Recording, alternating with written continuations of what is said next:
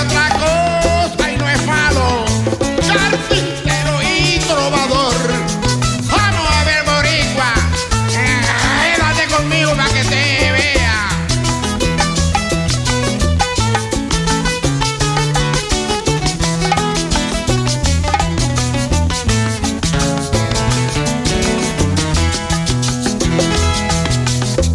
Cuando yo empecé a estudiar,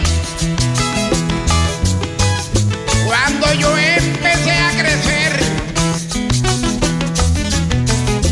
a pesar de que no estudié, pero siempre yo pensé de nadie yo depender.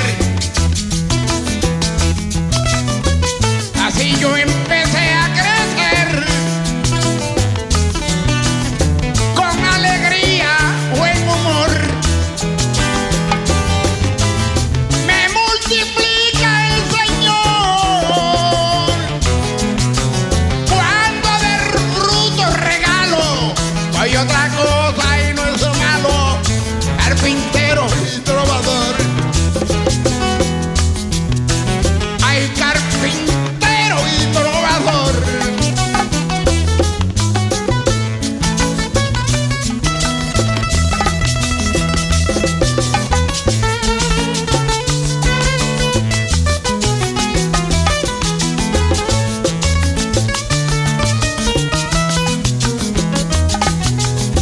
Ahí con la cruz del sacrificio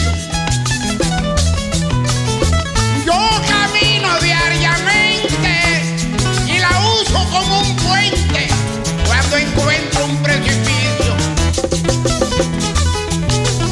En la lucha yo hago inicio, en la lucha yo hago inicio, con alegría, buen humor. No temo al frío ni el calor, para ganarme el sostén. Saben que yo soy también carpintero y trovador. Que lo sepa nuestro alcalde, carpintero y trovador. Yo le hago un rancho a cualquiera. José Irán, para mí es un honor que tú estés aquí, dando ejemplo al pueblo de Asunta.